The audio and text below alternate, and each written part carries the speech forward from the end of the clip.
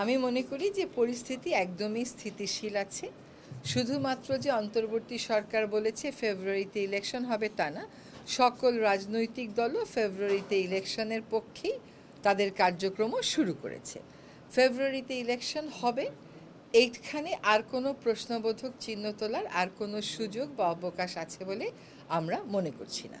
দ্বিতীয়ত হচ্ছে সংস্কার বিচার, এগুলো চলমান প্রক্রিয়া, বিচারের গতিতে চলছে।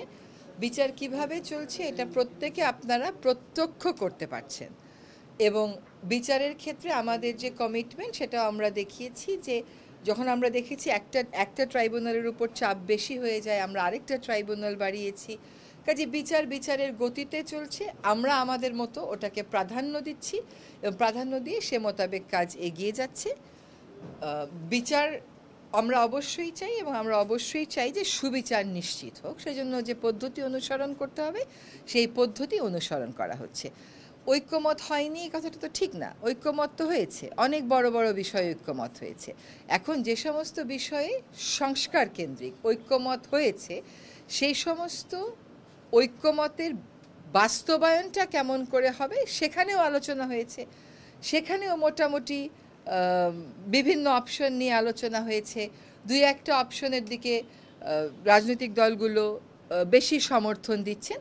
এখন আপনি যদি একটা রাজনৈতিক প্রসেসে, একটা রাজনৈতিক পদ্ধতিতে কিছু প্রশ্নের সমাধান চান, এইটা আপনার আপস অ্যান্ড ডাউনস হবেই। এটা তো স্মুথ যাওয়ার কোনো সুযোগ নেই। স্মুথ যাচ্ছে কোনটা? পদ্ধতিটা, যে সবাই আলোচনায় আসছেন, সবাই আলোচনায় বসছেন, সবাই আলোচনায় মতামত দিচ্ছেন, এটা তো একটা স্মুথ প্রসেসে হচ্ছে। কিন্তু পরিবর্তনটা কেমন করে হবে, এইখানে তো রাজনৈতিক ডিবেট থাকবেই। সেখানে আতঙ্কিত হবার কিছু নেই। আমরা প্রক্রিয়া অনুসরণ করছি এই জন্য যে আমরা একটা জায়গায়, এটা কোনো চাপিয়ে দেওয়ার বিষয় না, চাপিয়ে দিলে কোনো কিছুই আর আপনার টেকসই হবে না। এটা আমরা এর আগেও দেখেছি, কিন্তু 3 দলীয় রূপরেখা, তারপরেও আমরা 1-11-এর সময় দেখেছি। আমরা চাপিয়ে না দিয়ে সকলে একমত হয়ে যেটুকুন করতে চাইবে আমরা সেটুকুন সংস্কারের ঐক্যমত এবং পদ্ধতির ঐক্যমতের দিকেই যাব। এবং এই যে এটা রাজনৈতিক আলোচনা, এখানে তো উত্তাপ থাকবে, তাপ থাকবে, এখানে একমত থাকবে, সবই থাকবে, এটা তো খুবই স্বাভাবিক। শোনেন, বিচার কখন হবে সেটা তো আসলে পুরো শুনানি প্রক্রিয়া শেষ হবে, সাক্ষ্য গ্রহণ প্রক্রিয়া শেষ হবে, তার পরে বলা যাবে। আমি তো তার আগে বলতে পারবো না যে এটা অক্টোবর মাসে রায় হবে। এই প্রক্রিয়া শেষ হওয়ার পরে তারপরে বলা যাবে যে হবে কিনা। আমরা সেই পথেই এগোচ্ছি, এবং আমাদের যে ক্যালেন্ডার, সেই ক্যালেন্ডারে তো আমরা এখনও কোথাও ফেল করিনি।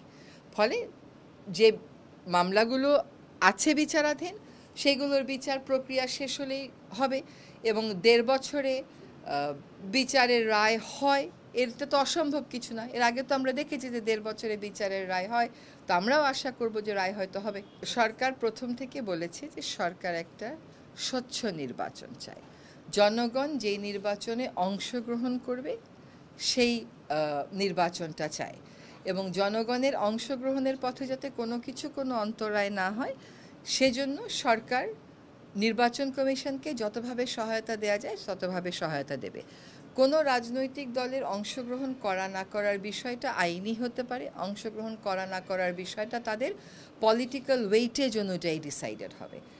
এখন নাহিদ ইসলাম কেন কোন কথা বললেন, উনি যে নামগুলো প্রকাশ করেননি, যে আলোচনার বিষয়গুলো প্রকাশ করেননি, সেটা নিয়ে আমি কেমন করে মন্তব্য করব বলেন? আমি যেটুকুন দেখতে পাই খোলা চোখে সেটা হচ্ছে সকল রাজনৈতিক দলের মতন এই নবগঠিত রাজনৈতিক দলের সাথেও সরকারের ভালো একটা ওয়ার্কিং রিলেশনশিপ আছে। এটা উনি অভিমান থেকে বলেছেন, নাকি এটা উনি আসলে ওনার কোনো একটা ব্যাপারে গ্রিভেন্স আছে, এই বিষয়গুলো পরিষ্কার উনাকে করতে হবে। উনি যদি কখনো কোনো বিষয় পরিষ্কার করেন তখন সেটা নিয়ে সরকারের বক্তব্যের কথা আসে, তার আগে তো সরকারের বক্তব্যের কোনো সুযোগ নেই। আমি এরকম কোনো কথা শুনিনি এই অন্তর্বর্তী সরকারই নির্বাচন করবে। এখনো পর্যন্ত এটাই হচ্ছে অবস্থা এবং অবস্থান। অনেক রাজনৈতিক দলের নেতা নানান বিষয়ে নানান কথা বলে যাচ্ছে, সরকারের বিভিন্ন বিষয়, এবং এটা বলা তাদের তো অধিকার, এটাই তো গণতন্ত্রের চর্চা। এখন প্রতিটা বিষয় নিয়ে যদি আমরা প্রতিক্রিয়া দেখাই, প্রতিটা বিষয় নিয়ে যদি আমরা চিন্তা করি, তাহলে বলেন তো আমাদের মন্ত্রণালয়গুলো আমরা কখন চালাবো? যখন কোনো একটা বিষয় আমাদেরকে আনুষ্ঠানিকভাবে জানানো হবে, তখন অবশ্যই সরকার সেই বিষয় নিয়ে কথা বলবে, সে বিষয় নিয়ে কাজ করবে, সে বিষয় নিয়ে এঙ্গেজড হবে, সে বিষয় নিয়ে সকলকে জানাবে। অনানুষ্ঠানিক বক্তব্যের প্রেক্ষিতে তো সরকারের পক্ষে কিছু বলা সম্ভব। এটা তাকে তার বক্তব্যকে সাবস্টেন্সিয়েট করতে হবে। তার বক্তব্য তো আমার সাবস্টেন্সিয়েট করার বিষয় না, আমার খণ্ডানোরও বিষয় না, কারণ সেখানে তথ্য প্রমাণ উপাত্ত, মানে বক্তব্যটা স্পেসিফিক হলে হয়তো সরকারের পক্ষ থেকে কোনো কথা বলা হতো, এটা হয়তো তাদের ধারণা, তারা মনে করে তাদের বক্তব্য হিসেবে বলেছে। এখানে সরকারের অবস্থান নেওয়ার তো কোনো সুযোগ নেই, সরকারের বক্তব্য দেওয়ার তো কোনো সুযোগ নেই।